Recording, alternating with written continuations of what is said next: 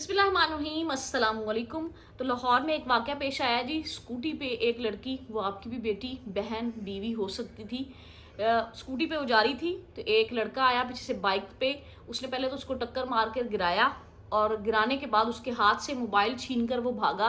और उसने थोड़ी सी मुज़ाहमत भी की, उसके पीछे भी भागी और रोई भी। जाहिर सी बात है, हर चीज़ का नुकसान है, लेकिन हुकूमत हमारी बेशक बहुत से मामलात आजकल आपको पता है ख़राब चल रहे हैं। पेट्रोल महंगा है, गैस महंगी है, बिजली महंगी हो गई है, लोड शेडिंग शुरू हो गई है, आवाम बहुत गमो गुस्से का शिकार है।